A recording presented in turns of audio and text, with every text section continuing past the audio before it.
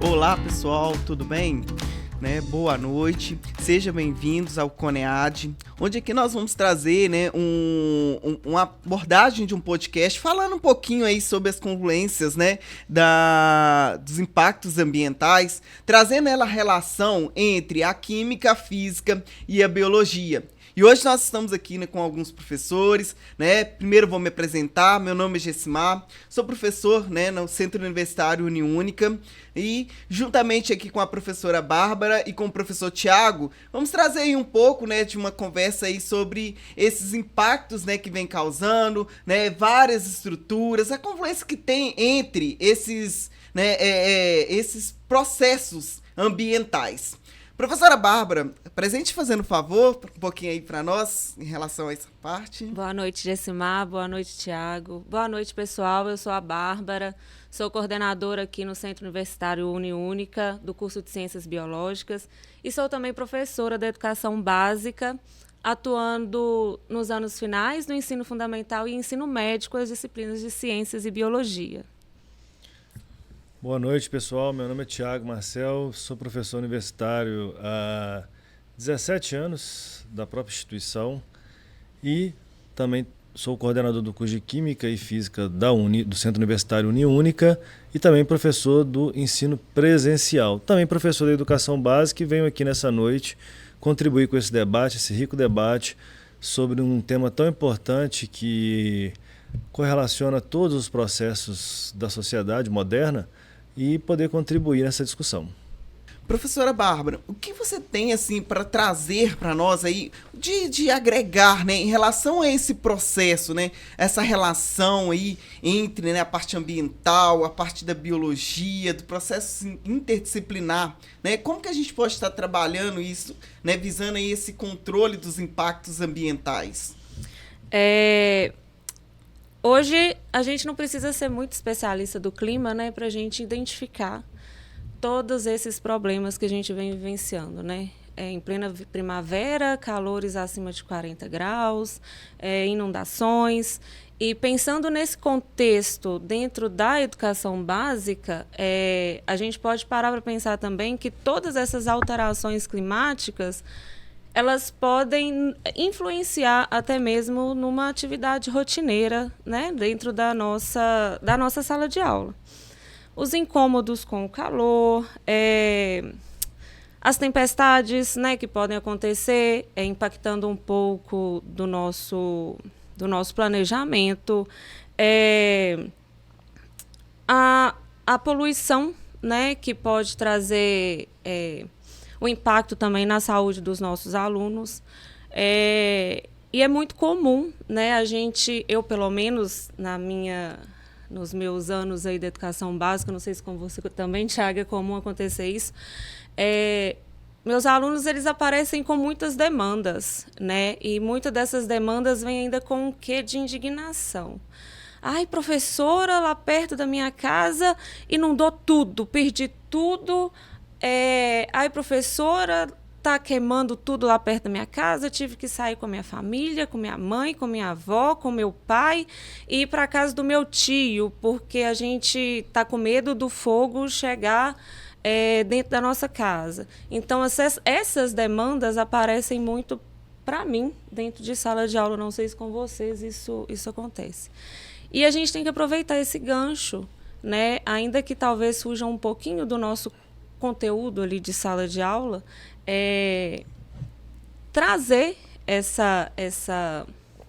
aproveitar essa demanda e conseguir trabalhar com eles todos os impactos que isso pode trazer, todas as consequências dessas ações, não só ali naquele momento que eles estão vivenciando, mas a longo prazo, E aí a gente consegue ir trabalhando vários até mesmo os conteúdos deles dentro dessa demanda que ele traz para a gente em sala de aula.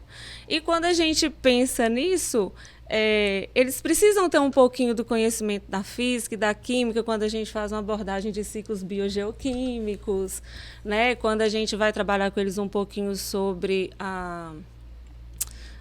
o aquecimento global, Eles precisam ter um pouquinho de conhecimento da termodinâmica. Isso para mim é muito comum durante o ano todo. Com vocês é assim também, gente? E engraçado que, né, puxando a temática que você falou, né, professora Baba, em relação à parte do aquecimento, né, em relação às queimadas, né, em uma pesquisa do INEP, a gente estava vendo em relação do dia 1º de janeiro ao dia 7 de setembro, né, teve em torno de 156 mil focos de queimadas, né? Então a gente vê aí como que tá, né, esse processo da ligação com o aquecimento, né? Como que isso pode ocorrer, né? E é uma demanda assim muito engraçada que realmente né, essa curiosidade, né, da educação básica, no processo, né? Realmente o aluno ele tem essa curiosidade de saber como que é, né, trazer isso para dentro da sala de aula, né? Professor Tiago, com o senhor também acontece esse processo, né? Essa curiosidade, como que né? Em sala de aula, como que traz essa temática aí para os alunos? Então, professor, na realidade, essa temática ambiental é uma temática interdisciplinar, né? Então, assim, a gente está discutindo lá processo celular e bioquímico, está relacionado à questão climática. A gente está discutindo processos químicos, reações químicas, industrialização está relacionado com processos climáticos. A gente está na física, como a professora Bárbara disse, a gente vai discutir termodinâmica, transferência de calor. A gente pode citar vários exemplos de relações com a questão climática. Mas assim, o que eu sempre busco com os meus alunos é tentar mostrar isso de uma forma mais holística, né? Porque muitas das vezes o aluno pensa assim, ou o discente, né? Quando a gente se trata aí de aluno, mas um aluno acadêmico. Como que ocorre esse processo de aquecimento global? Como que gera esse processo de impacto ambiental? Isso não é problema meu, isso é problema das indústrias. Isso é problema de quem produz o carro que eu comprei. Isso é problema do grande agricultor que vai lá e faz a queimada e se descontrola e vira um foco de queimada. Ele não vê, muitas das vezes, ele como um participe desse processo de impacto ambiental que é gerado no mundo inteiro. Então, quando a gente pega a história da humanidade, a gente vai desde as primeiras civilizações e a gente inicia o processo de crescimento das grandes cidades, sobretudo após a Revolução Industrial na Inglaterra, a gente começa a ter um povoamento de locais onde a gente tinha uma vegetação densa para poder construir as grandes cidades, porque muitas pessoas precisavam de morar num determinado local para poder suportar os meios de produção daquela época. Então, consequentemente, você começa a gerar o desmatamento. Aí depois você começa a gerar o quê? Muitas pessoas em uma cidade começam a gerar grande quantidade de resíduos. Quais resíduos são esses? Dejetos domésticos, o esgoto sanitário, que não era tratado, começa a gerar o quê? Doenças. E aí vem a demanda pela indústria química, e começa o processo Solvay, o início da indústria química lá atrás. Então todo esse impacto ambiental, quando a gente olha ele de forma holística, inclusive dos dias atuais, e aí nós estamos falando de forma global, não só no Brasil, né, que é um país que tem se mostrado com as queimadas e outros processos de impacto ambiental, mas a gente pega uma Europa, né? Há pouco tempo eu estava lendo uma reportagem sobre a questão da aceleração da transição verde na Europa. O que aconteceu? A Europa estava se preparando para essa transição verde dos protocolos internacionais assinados. Só que devagar, ia ajeitando para ocorrer. De uma hora para outra, guerra na Ucrânia. A Rússia faz o corte de quê? O aumento do custo do gás. O que a Europa fez? Ela precisou de voltar a ativar as usinas a carvão para produzir energia limpa. Energia elétrica, energia de aquecimento, porque ela não tinha mais o gás natural vendido pela Rússia. O que aconteceu com a Europa? Ela já percebeu que não iria mais atingir os protocolos assinados, consequentemente, e outros países como China, entre outros, já descartam a assinatura desses protocolos, extrariam uma má imagem para a indústria europeia. Eles começaram, de uma certa forma, a buscar o quê? A buscar uma transição verde mais acelerada. Por quê? Porque eles sabiam que ao não atingir esses protocolos, com o tempo, isso ia ocorrer uma imagem ruim da indústria europeia. Então esse processo do impacto ambiental ele acaba sendo um processo em que estamos todos envolvidos. Aí eu tento trabalhar com os alunos na cabeça dele o seguinte, vocês vieram para cá, para a escola hoje de quê? Eu vim de van. Você acha que gerou impacto ambiental? Não. Mas calma aí, não queimou combustível? As peças do carro não se desgastaram ao longo desse trajeto? Então você acha que aquele metal pesado que está no rio próximo da sua casa não tem nada a ver com isso? Ou será que a chuva não vai carrear todo aquele metal pesado, o desgaste que tem nos centros urbanos, vai cair no corpo hídrico drenante, dentro dos divisores de bacia, de uma forma direta? Então eu tento trabalhar essa visão com eles, para eles entenderem que só existe impacto ambiental mediante ao quê? Mediante ao crescimento e a demanda populacional. E um aspecto, uma vez um aluno falou assim, professor, mas é a agricultura e a indústria que gasta mais água, mas ela gasta para quê? Para produzir o quê? Seus insumos dentro da sua casa. Né? Exato. Então eu tento fazer essa visão holística. Você está falando, eu estou lembrando, é muito comum quando eu vou introduzir esse assunto no contexto da educação básica. Estou falando da educação básica porque aqui a gente forma professores, né? E eu acredito que todo mundo vai cair. Nossos alunos vão cair nessa demanda um dia. Eu vou introduzir com eles, e uma forma que eu utilizo para já criar até mesmo um impacto na consciência desses meus alunos, eu não sei se vocês conhecem ou já fizeram, é aquele questionário da pegada ecológica.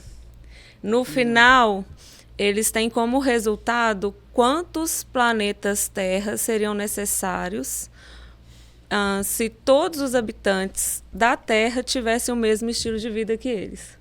E aí eles têm um resultado de, tipo assim, 3 planetas, 4 planetas, 2,5, e eles ficam assim, meu Deus, mas eu não faço isso, eu não né? Cai nessa fala do Tiago aqui agora. Então eles ficam assim impactados com o resultado que eles têm desse questionário. A mesma coisa, em paralelo, eu tento trabalhar com eles também o questionário da pegada hídrica, para ter como resultado, né, um consumo mais consciente da água, né, disponível. E eles ficam assim, extremamente abismados. E aí, quando eu vou conversar e vou dar sequência à temática, eles já estão mais abertos, né, para o que a gente vai conversar, porque eles já se posicionaram enquanto também agentes impactantes, né? Como o Thiago estava falando aqui agora. Eu acho interessante porque eu lembro até de um episódio quando eu trabalhei na educação básica. A gente foi fazer justamente com os alunos, eu lembro que foi no 2º ano do ensino médio, para avaliar esses impactos que vêm sido causados, mas de uma forma do lixo, para a gente ver com o processo, né, de conscientizar, né, a comunidade, o processo, né, de como que eles fazem em relação ao lixo, como que é o processo de coleta. E hoje a gente vê, né, esse processo aí, que muitas das vezes as pessoas não estão cientes de casos disso, mas muitos sabem e ainda continuam causando, né, esses impactos, né? E aí, como o professor Tiago falou, às vezes a pessoa não sabe de onde que vem o processo, né? Mas espera, está aqui, você está ocasionando isso, né? E um dos pontos, né, que a gente trabalha muito parte da educação básica é justamente o quê? De trazer essa conscientização pro nosso, né, pro nosso aluno, dele saber, olha, o que eu posso fazer para que eu consiga ter, né, um menor impacto, né, nesse processo, né? E aí a gente trabalha de uma forma geral, né, quando a gente vai fazer isso, não só em relação aos rios, né, mas também em relação à terra, o ar, né, em si, que a gente vê aí muitas poluição, né, em forma geral, né.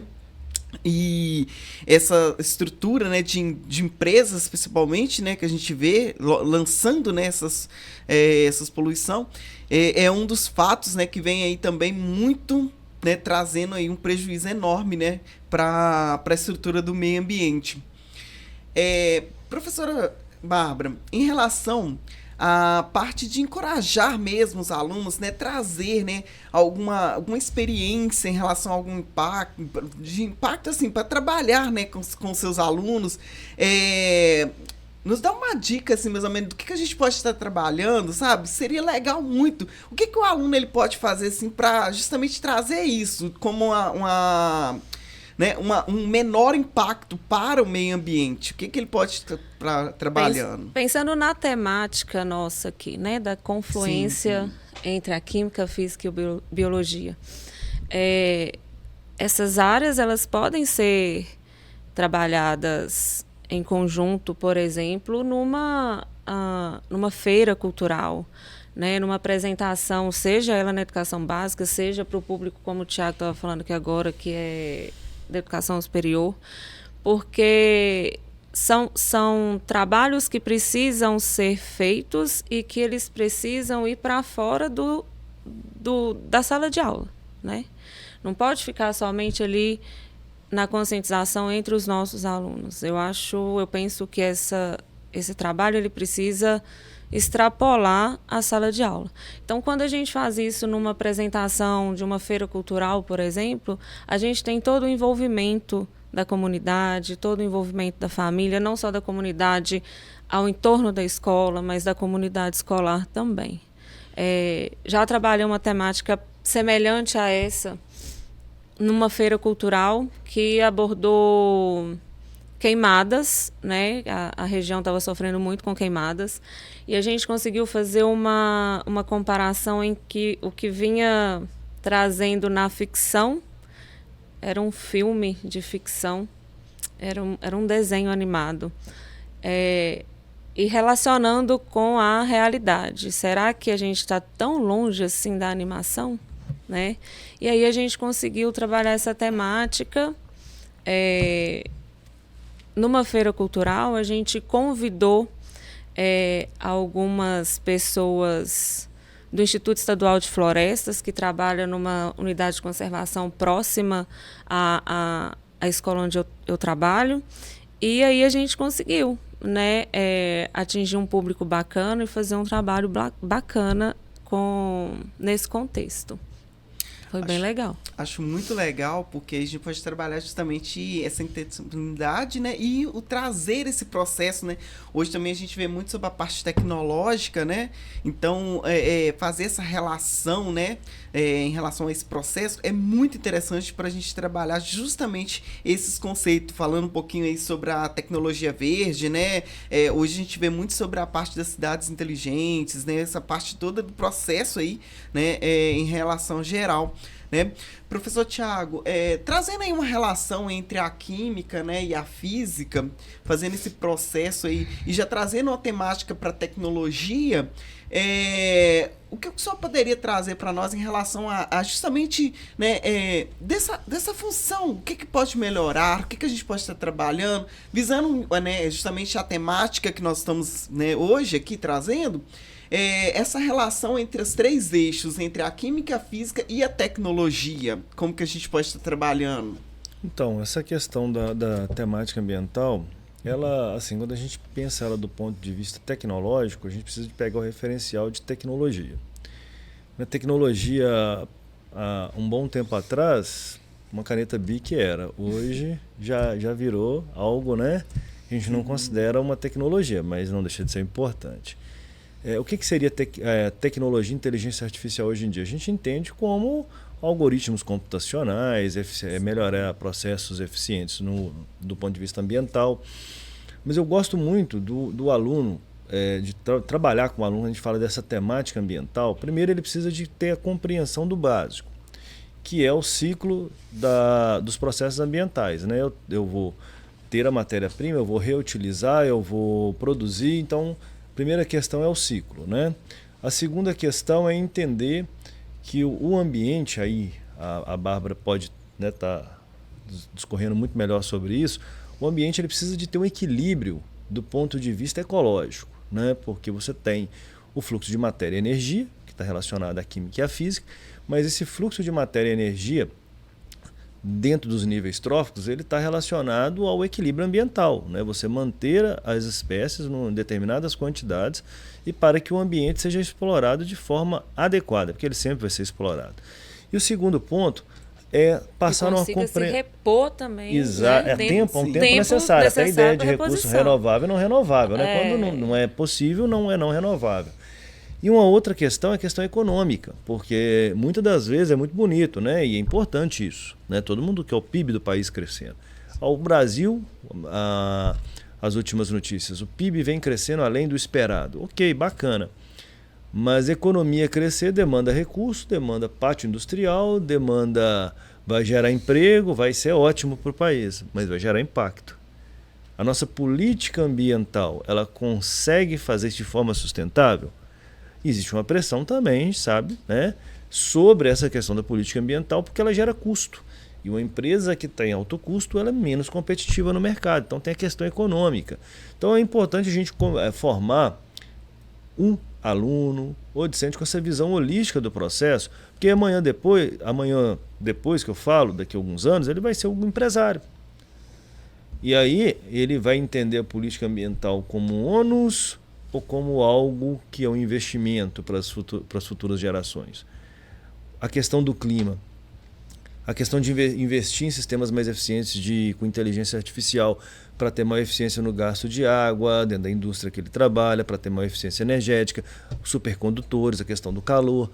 Ele vai ter esse investimento no pátio industrial, pensando que isso é ônus ou que isso é investimento, né? Então isso é um trabalho que ele é feito a longo prazo. Não é lógico que é necessário fazer as campanhas atuais, ter a política ambiental, mas a gente só vai conseguir construir esse processo a partir do momento em que essas temáticas elas parem de ser apenas apêndices em disciplinas ou conteúdos, elas passem a ser temáticas fundamentais, inclusive nos principais exames do país. Transdisciplinar, exato, né? Para todas as disciplinas, né? É uma forma muito engraçada, muito legal, né, que o professor falou em relação a justamente dos ciclos, né, fazendo esse processo já desligando aí a parte tecnológica, né, me fez lembrar sobre os ciclos biogeoquímicos, né, que traz um processo geral aí, né, para essa estrutura, né, e trazendo isso já para a educação básica, né, quando a gente trabalha eles, né, os alunos eles conseguem ter uma visão justamente dessa estrutura geral dos ciclos, né, de uma forma mais abrangente, né. Professora Bárbara, puxando um gancho em relação ao que o professor falou, já fazendo essa ligação com ciclos, né, os ciclos biogeoquímicos, como ele pode estar ajudando aí na educação básica? Como que a gente pode estar trabalhando para fazer assim, um melhor desenvolvimento, trazendo aí, né, um conhecimento melhor aos nossos alunos? Como né? eu iniciei falando, né, quando a gente trabalha a questão, por exemplo, do desmatamento, quando a gente trabalha, por exemplo, uma questão de queimadas, né, quando os alunos vêm com essa demanda para a gente acaba entrando nesse contexto, porque a gente mostra para ele que como essa questão desses esses impactos eles interferem diretamente no ciclo do carbono, né? Que daqui a pouco vai afetando diretamente no ciclo da água. Então a gente consegue trazer esse contexto, fazer essa relação diante até mesmo das demandas que eles trazem para a gente. Não precisamos esperar chegar a um conteúdo pontual na grade, no currículo deles, para a gente ter que trabalhar isso. É uma área muito interessante, né? Porque quando a gente passa isso, né, aos nossos alunos, a gente traz um novo olhar, né? Quando fala, por exemplo, da demanda que o Thiago falou da produção alimentícia, da produção de gado, a gente traz junto o ciclo traz junto ainda, né, essas consequências dos ciclos... dos ciclos, né?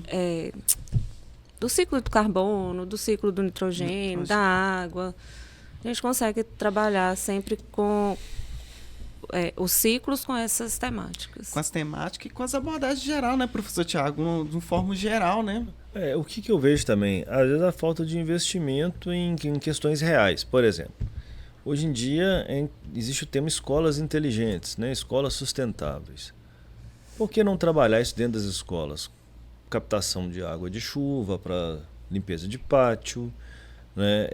Você trabalhar com a questão toda escola, principalmente as escolas públicas que têm merenda, né? Através aí da merenda escolar, que é o Programa Nacional de Alimentação Escolar, um dos maiores programas de alimentação do mundo. Então você tem nas escolas públicas uma geração muito grande de resíduos, de vegetais, de frutas. Por que não trabalhar compostagem com isso na hortinha da própria escola, né? Então você trabalhar questões reais, aí você trabalha a teoria, você trabalha a prática, aí você está criando uma visão, materializando uma visão sustentável na cabeça daquele aluno, né? Num sentido de que, a partir da sua prática e da teoria que ele aprendeu, ele vai fazer suas próprias reflexões, porque também nós não estamos aqui para poder falar meio ambiente é assim, impacto ambiental é assim, clima é assim. Ele vai ter as percepções, a experiência de vida dele, né? Lá em casa... Ele tem que fazer parte para fazer sentido, né? Exato. Por exemplo, lá em casa, vocês estão falando em fazer a utilização de energia de forma sustentável, mas lá em casa eu não consigo comprar um botijão de gás, né? Então, qual que é a realidade desse aluno? A gente precisa de compreender esse processo também para que a aprendizagem ela seja como um todo, né? E que ele mesmo possa fazer essas reflexões e entender que essa questão ambiental e mudança do clima não é algo que nós estamos colocando como modismo, né? A questão ambiental, não sei se vocês lembram um tempo atrás, qualquer curso da área ambiental, aqui em qualquer instituição, a concorrência era o maior número de candidatos por vaga, próximo dos cursos aí, porque virou uma época que virou modismo, né? Modismo, era bacana se formar processo, e ter formação na área ambiental. Hoje, o que se percebe? Percebe-se que aqueles que vão para a área ambiental é porque realmente tem uma vocação para a área ambiental, considerando que essa questão ambiental é algo importante para as futuras gerações. A gente tem visto aí essas alterações no Brasil e no mundo, né? As questões climáticas. Rio Grande do Sul sofreu com as enchentes, a questão do calor na nossa região, calor intenso, tempo seco, aumento das questões respiratórias. É só no Brasil? Não, a gente vê que essas questões climáticas elas têm ocorrido no mundo inteiro, né? Então, isso está ligado ao quê? Está ligado ao aquecimento global, isso está ligado ao desmatamento. E aí, tem exemplos muito do dia a dia, professor Gessimar, que a gente pode trabalhar com eles, porque muitas das vezes eles não acreditam nisso, eles acham que isso está longe. Eles têm muita informação o tempo todo na mão deles, mas às vezes a maioria das vezes eles não sabem o que fazer com essa informação. Por exemplo, questão de deserto e uma floresta tropical. Poxa, como é que varia a temperatura no deserto? Como é que é numa floresta tropical? Agora vamos imaginar se a gente desertifica uma região que antigamente era uma floresta tropical. Qual que vai ser o impacto daquilo ali? Então fazer essa reflexão, né, professora Bárbara? A relação, né, entre as estruturas, né, e aí traz aí grandes projetos interdisciplinares, né, estruturas aí de escola, que é justamente, né, que traz uma nova temática, uma nova estrutura, né, para esses processos, por exemplo. Desculpa. Não, tranquilo. Só lembrei aqui, e diante disso que o Thiago falou, né, de fazer simulações, talvez, né, existem, fazendo um gancho, como foi falado da tecnologia, simuladores virtuais também, que é possível do aluno navegar ali dentro daquele simulador e entender esse processo. Ele pode estar longe de um deserto, mas qual seria a consequência de um desmatamento, né, de desertificar uma área que ao entorno dele antes ele estava totalmente florestada e agora não está mais. A gente consegue também trazer isso, né, dentro dessas tecnologias, dessas ferramentas, né, que a gente tem disponível. Eu achei muito interessante um equipamento que eu tinha visto que faz essa simulação, mas voltado para a estrutura do Sol. Como que, né, ele faria para impactar? Foi até uma abordagem de uma arquitetura, né, de um laboratório de arquitetura, e eu vi ele justamente nisso, trazendo, né, como que ocorre, por exemplo, se o Sol nasce, aonde que ele vai estar, né, ligando ali? Então, assim, ele mostra esse impacto, né, que vai causar na vegetação, vai causar, né, numa pintura. Coisa. Então, a gente consegue ver. Esses equipamentos são muito interessantes justamente para isso, né, trazendo justamente esse processo de simulações, né, em gerais. E eu acredito muito que através de feiras, né, feiras de ciências, né, processo de projeto interdisciplinar, isso traz, né, uma visão diferente para os nossos alunos, né, de como isso ele pode estar trabalhando e ao mesmo tempo, né, fazendo a relação, né, com a casa, em casa, né. Amplia, né, a visão do aluno nessa temática, né? Amplia muito, né? Um exemplo, uma coleta seletiva, né? Que você pode fazer uma separação em casa, né? Dos lixos ali. Então, isso é uma coisas que são pequenas, né? Que se a gente for olhar assim, mas que já faz um diferencial enorme, né? Dentro de um contexto maior aí, geral, né? Professora Bárbara, e trazendo aí justamente essa temática, né, igual eu falei em relação à coleta, né, esse processo, um exemplo que a gente pode estar trabalhando com os alunos, que eu acho muito legal, é o processo da coleta, é o processo da reciclagem, né? É o processo da apresentação mesmo para os nossos alunos. E o que a senhora consegue trazer para a gente aí, né? Trazer uma abordagem em relação a essa parte reciclável, né? Hoje a gente vê muitas coisas, né, lindas que são feitas do processo de reciclagem, né? E que pode aí trazer, né, menos impacto ao meio ambiente, né? Como que a gente poderia estar trabalhando isso, né? Igual o professor Tiago falou em relação até mesmo da horta, né? Em relação a dentro de uma temática geral aí. Dando continuidade à fala, né, do professor Tiago, além da compostagem, né, da horta no próprio ambiente escolar, a gente consegue conscientizar assim os nossos alunos, né, a trabalhar a coleta seletiva. Talvez uma abordagem interessante é quando eles são os agentes dessa coleta. O que eu quero dizer com isso? Eles serão monitores ali dentro da sala de aula, no intervalo, né? Eles irão atrás de elaborar as lixeiras, de manter essa ordem, né?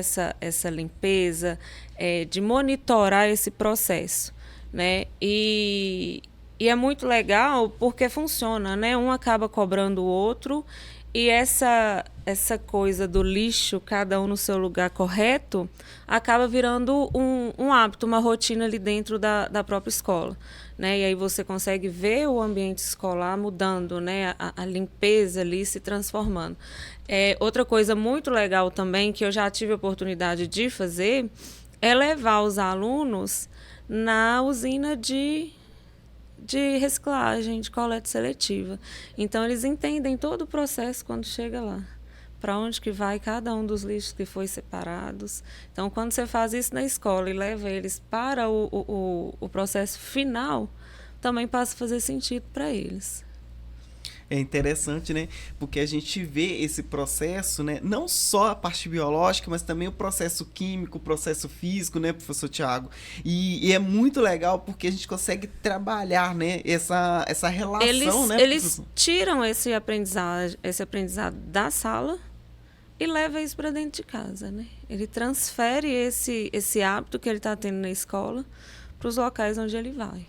Traz um novo olhar, né? Conforme o professor Tiago falou, né? Traz um novo olhar para a conscientização e para a atribuição dos impactos ambientais. Não é, professor Tiago? Então, tem uma teoria, na verdade é uma teoria geral da administração, né? Para quem faz o curso de administração. Mas eu vou trazer ela aqui porque eu acho ela muito bacana. A teoria geral da administração, ela fala que é mais fácil você modificar um aspecto dentro de uma empresa, quando você chega numa empresa, do ponto de vista logístico e processual, do que comportamental. O comportamento é algo muito difícil quando ele é enraizado na instituição, que é o comportamento institucional. E essa mudança ela é muito complexa. Por que eu estou citando essa teoria? Porque a questão da coleta seletiva ela é comportamental, ela é cultural. É muito difícil você conseguir. Aí nós estamos falando atingir um número grande de pessoas da população, né? Estamos falando de modelos, tem muitos modelos interessantes em algumas cidades do Brasil, modelos pilotos, alguns são associados à questão social, que trabalham com os catadores de materiais recicláveis, né? Então esse resíduo é destinado não para um atravessador que vai lucrar com aquilo, ele é destinado para uma associação de catadores de materiais recicláveis, que é feito com os catadores, essa separação. É bem bacana, são modelos muito interessantes e eu acho que esses modelos precisam ser replicados, porque gera renda para as pessoas de maior vulnerabilidade social. Mas a questão da coleta seletiva é cultural. Você trabalha numa cidade de 50, 100, 80 mil habitantes, com a população sobre a separação e segregação dos materiais, dos resíduos que são gerados em casa, nas classes, o que pode se misturar, o que não pode se misturar, e que não é igual vai para a coleta, porque no centro de triagem, o catador ele faz uma nova separação. Não é nem como precisa ser feito no processo final. É uma separação muito básica. A maioria da população não faz. Não é cômodo, é mais fácil ter uma lixeira, juntar tudo e colocar do lado de fora. E aí passa-se os catadores que não são conscientizados e abre aquilo tudo e vira nas portas um mundaréu de lixo no processo de catação, que na realidade não é nem lixo, é um resíduo. Né? Aquilo ali tem outras finalidades a posteriori. Então o desafio é cultural. Então quando você trabalha isso dentro da educação básica, de fato, ocorrendo, você está mudando uma expectativa, a expectativa de mudança ela se torna a longo prazo. Porque você não consegue fazer isso aí é experiência no Brasil inteiro. Tá? Vários projetos de coletas seletivas, eles têm algumas regiões maior sucesso, menor, mas esse sucesso chega a um percentual muito baixo da população brasileira. Se a gente pegar o panorama nacional de resíduos sólidos urbanos, a gente vai ver que a coleta seletiva no Brasil ela é tímida. Por que ela é tímida? Porque não existe um processo de conscientização a longo prazo. Você trabalhar isso para as gerações futuras. Quer dizer que as atuais estão perdendo? Não, não quer dizer isso. Quer dizer que é mais difícil você mudar essa cultura nesse momento. Você precisa de trabalhar também, mas considerando isso a longo prazo, a gente poderia ter um retorno muito maior. E aí, trabalhar na educação básica se faz fundamental. Onde tem a famosa categoria de base, né? São quem está hoje nas escolas na educação fundamental, são as crianças que têm cabeça aberta para novas aprendizagens, para novos modelos, para as novas culturas, que não estão enraizados aí com esse modelo tradicional de consumo e uso a qualquer custo dos recursos naturais. Trazer, né, da base, né, como o professor falou, trazer a base, né, a conscientizar desde o início. A gente sempre fala, né, que quando a gente traz essa conscientização do início, né, é trazer a conscientização, mas propor a mudança de comportamento, né? A mudança de comportamento é o que é mais difícil, que é o mais difícil. Trazer o projeto para dentro da educação básica e manter. A gente já trazer a base da conscientização. Mas e aí? O que a gente poderia pensar disso? É o que a gente tem falado até agora, né? Mostrar para eles sempre as consequências das ações, que para toda ação tem uma consequência. Então, é sempre trazer para eles que isso aqui agora está tendo esse resultado, mas que futuramente vai continuar. Que a gente precisa mudar o nosso comportamento agora, trazer essa reflexão e essa consciência agora. É sempre mostrar para eles as consequências que vêm no futuro. E não ficar só nesse projeto aqui, só numa disciplina isolada da biologia, da física, da química, né? Trazer para eles a consequência social, a consequência econômica, né? Tudo que eles podem sofrer mais para frente. É a influência, né? Trazer sempre abordar o contexto, trazendo as consequências futuras. Trazer um conhecimento mais dinâmico, né? Uma estrutura justamente a partir do momento em que eu conscientizo o hoje, né? Eu já sei, eu tenho aí conscientização do hoje, trazer um conhecimento para que no futuro, né, não tenha danos tão maior, né, em relação a essas avaliações em si dos impactos, né? Professora Bárbara, professor Tiago, o que você pode trazer mais para a gente em relação a esse tema? O que vocês acham que a gente pode estar trabalhando, né, em relação à parte dinâmica mesmo? Fazendo aí um fechamento, né, do ponto, como que a gente pode estar trabalhando isso? Eu acho que a gente, né, trouxe aqui vários aspectos, né, como a gente pode estar trazendo essa temática, né, de mudanças climáticas, impactos ambientais no contexto da educação básica, né? Sempre trabalhando de uma forma transdisciplinar, mostrando para eles que os impactos ambientais, que as mudanças climáticas não acontecem somente num contexto, né? Ela tem relações com a química, com a física, com o contexto social, com o contexto econômico, né? Sempre trazendo para eles as relações existentes entre as temáticas que estão sendo abordadas. professor Tiago? Não algo muito vago, Sim, né? sim. Eu penso assim, agora, como já falamos aqui, diversos pontos aqui que a gente acha interessante trabalhar, eu gostaria, a quem nos assiste, né, são alunos da graduação, alguns da pós, e o CONEAD é um evento aberto do Centro Universitário Uniúnica, sempre dizer para esse público em específico, sobretudo aqueles que vão para a sala de aula, que vão ser futuros egressos, né, do curso de Ciências Biológicas, do curso de Física, do curso de Química, em que compreendam os processos, estudem os processos. Por exemplo, por que a água, ela, quando se mistura com óleo, ela está poluída? O aluno vai perguntar para ele, mas ela nem se mistura. Qual que é o motivo? Quais são os aspectos ambientais que estão ligados a isso? Mas o detergente também, quando se mistura com a água, ele se torna também um gerador de impacto ambiental na questão da tensão superficial da água. O aluno vai te questionar, mas um se mistura, o outro não. Por que isso acontece? Por que uma água, quando aquece, é considerada poluição térmica? Né? A questão da redução do coeficiente de solubilidade de gases. Então nós estamos relacionando física, química, dentro da biologia. Por que nós estamos falando tanto de água? Né? Ser vivo, composição, utilização dos recursos naturais, a questão do ciclo, a questão do controle de temperatura do ambiente, a questão de efeito climático, vegetação, retenção de umidade. Então, compreender esses processos de forma global e como a química, a física e a biologia ela consegue discutir esses aspectos, fala de ciências naturais, é uma ciência única. Ela só é dividida em química, física e biologia por questões didáticas, pedagógicas e por ampliação do conhecimento, que foram áreas que até elas mesmas são subdivididas hoje em dia. Né? Mas, de uma certa forma, é uma ciência única. E essa ciência, ela descreve o comportamento do ambiente e o que a gente está fazendo nada é mais do que interpretar esse impacto antropogênico ao longo do tempo. E o nosso discente, o nosso egresso, ou qualquer um que venha se formar nessa área, ele tem que ser capaz de explicar para o aluno, para ele compreender, porque ele não vai querer só saber por que ele não pode pegar a latinha de óleo e jogar na pia. Ele vai querer entender o porquê que aquilo ali é errado, por que aquilo ali vai gerar impacto.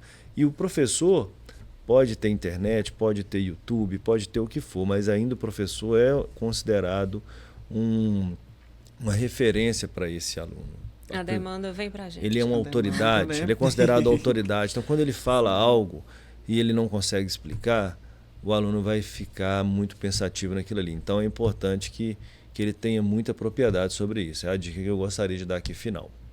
A parte, né, de preparação, né, e é justamente interessante porque, né, quando a gente vê, por exemplo, os cursos da gente aí traz esse processo, né, de preparar, mas o professor, né, a formação do professor aí, né, os nossos alunos, eles têm que estar também com a mente já preparada para que ele possa, né, enfrentar certas situações, né, com relação a esses processos e eles consigam, tipo, entender, né? Não é, né, às vezes a gente também, só pegando um gancho na fala do Tiago, a gente também não é detentor de todo o saber, né? Sim. A gente saber falar também, não sei, mas saber onde buscar e trazer esse resultado para o seu aluno. Fontes importantes, né? Trazer fontes para o aluno. Professor, eu não sei, mas eu vou procurar saber. E aí você mostrar para o aluno de onde você tirou aquilo ali. Ele também espera essa referência nossa. Hoje, pessoal, nós trouxemos aí, né, uma abordagem em relação a esse bate-papo aqui um pouquinho, né, esse podcast em relação a essas avaliações de impacto, né, esse processo, essa relação, né, e isso trouxe aí, né, um grande aprendizado pra gente, né, em relação a conhecer mais sobre esse dinamismo, né, trazer em relação a esse processo, né, e isso é interessante porque quando você conhece a base, conhece o processo, né, tudo se torna muito mais claro para você, tudo se torna muito mais fácil de entendimento, né? E uma forma bem interessante é compreender a importância importância, né, de onde está vindo aí e compreender a importância das ciências dentro, né, dessas soluções desses problemas. E quando a gente fala da ciência, a gente está falando de uma forma geral, né, em relação à biologia, à química, à física, né, e o que elas podem trazer aí de benefícios, né, de trazer, né, diminuir esses impactos, né, ambientais, e também, né, integrar aí as outros conceitos de disciplinas, conceitos gerais, né, não só dentro do conteúdo, mas também a parte social, né, de forma em geral. Isso a gente traz um conhecimento, né, mais científico, o processo em si, né, dos conceitos gerais. Bom, hoje, né, nós estamos aí trazendo justamente esse conceito, né, desse impacto, isso é muito interessante. Hoje nós estamos aí justamente, né, agradecer a professora Bárbara, o professor Tiago, né, para né, que trouxe esse momento, né, que nos trouxe aí muito aprendizado, né, professora Bárbara. Né? Muito obrigado. Eu que agradeço. Professor Tiago, muito obrigado por esse momento aí. E, né, agradeço vocês aí, né, por estar conhecendo, né, mais, por tirar um tempinho conosco aqui e, né, aprender mais em relação a esses conceitos gerais. Né? Fique aí logo mais, né, com relação ao nosso CONEAD e que nós possamos aí compreender mais em relação ao desenvolvimento científico.